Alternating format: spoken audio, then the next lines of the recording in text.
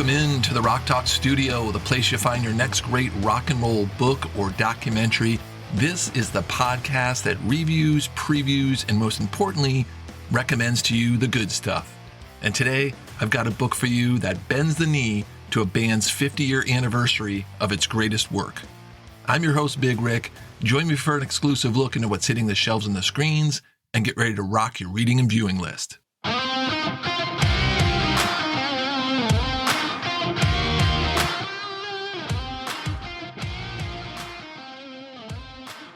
And today, the spotlight falls on the book Queen, A Night at the Opera 50 Years by Gillian G. Gaar. Queen once made an album so over the top, so ambitious, and so expensive that the record label almost refused to release it. And can you imagine what it was like hearing Bohemian Rhapsody for the first time?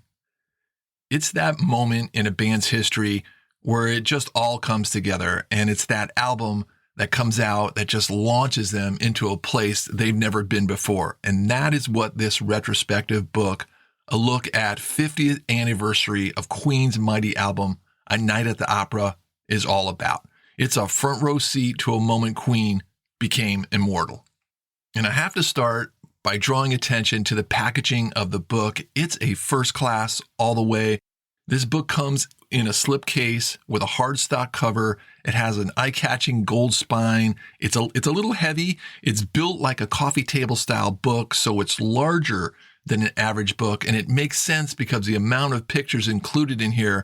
You get 250 photos, and the pages are all glossy, high-quality paper. It's got a really nice feel to it. It's a really nice package for this book. So, what's inside? Well, the book starts with a walkthrough of the band's history. It's explored with segments on each member, talking about where they were born, how they grew up. It's quick, and it gets to the point. The first 45 pages actually are dedicated to the focal point of the book, and that is the Night at the Opera album. After a brief but interesting, I really like the inclusion of this. There's a segment on the producer of the album, Roy Thomas Baker. The book suddenly gets a little technical about the recording process and how they were achieving the sound in the studio. This was a nice addition. It really stressed the leap that Queen took with their sound and songwriting. It captures the chaos and craft and brilliance there, which at the time was the boldest leap for the band. Every song of the album is broken down here and looked at, side one, and then you get side two.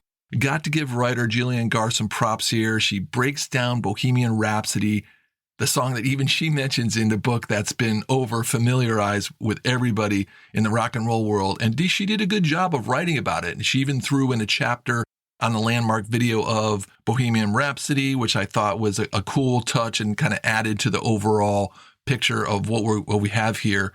Interesting side note on the album, there's a quote in here from Brian May that I think nailed it.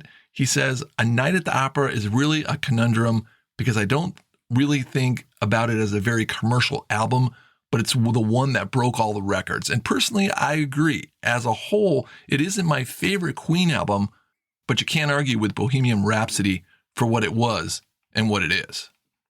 After a thorough run through with all that came with the making and then the release of A Night at the Opera, you get a bunch of pages on the 75-76 tour that followed.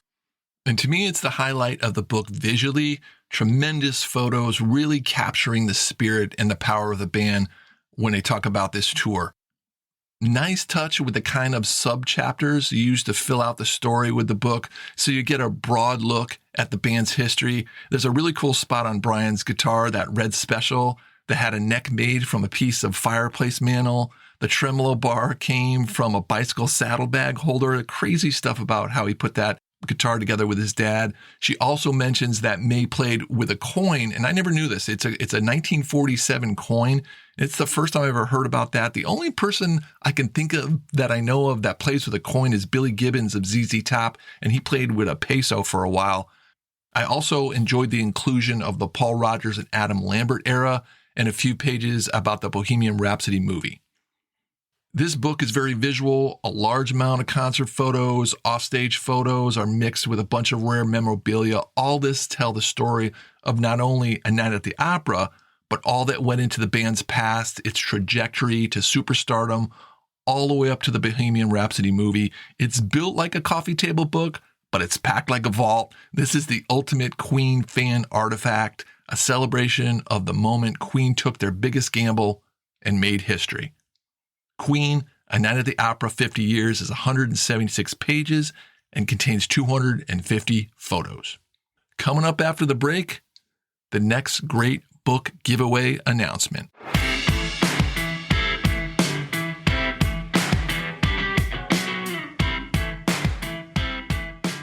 So far this year, I've had the opportunity to give away 4 amazing books. Rush at 50. I gave away Chris Stein's memoir, Under a Rock. Robin Hitchcock's very unique and awesome memoir, 1967, How I Got There and Why I Never Left. And then last month's huge giveaway, and shout out to Matthew H., the winner, who picked up Mike Campbell's new memoir, Heartbreaker. If you're interested in getting into the drawing for the book giveaways, the cool part about it is it's free. All it requires is that you sign up for the Rock Talk Studio Blast. A subscription, again, doesn't cost you anything. The Blast is a monthly newsletter that comes out on the last Friday of the month, so you get it one time a month. It's the way I can deliver more to you about the world of rock and roll books and documentaries. There's so much out there about new releases, new scheduled projects, top 5 lists that I include. So you get all that once a month.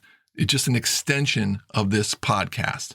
And all you have to do is email me at info@rocktalkstudio.com and say, Big Rick, shoot me over the Blast, and I'll hook you up.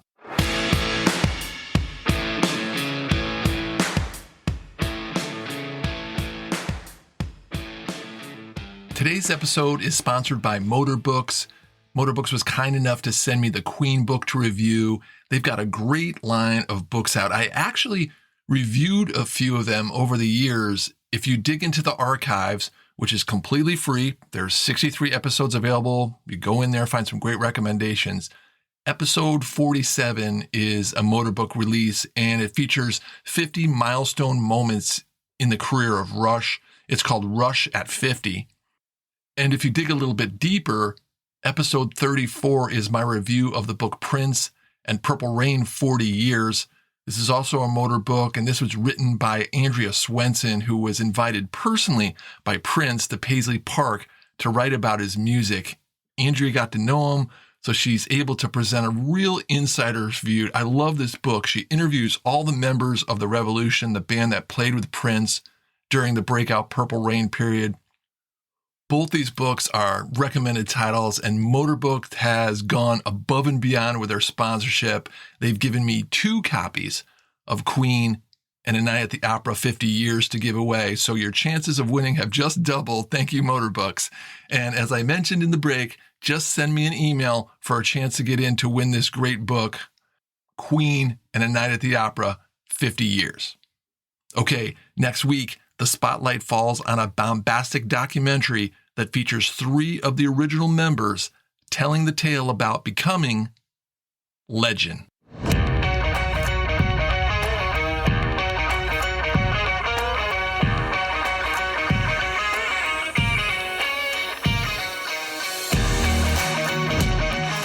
Thanks for tuning in, everybody. Love talking rock and roll with you, especially when I get to turn you on to a really cool book like today's book, Queen, A Night at the Opera, 50 Years. And to get into that drawing, just shoot me over an email to win the book. All right, let's tear it down, pack it up, and head on down the road. I'll catch you next time in the Rock Talk Studio.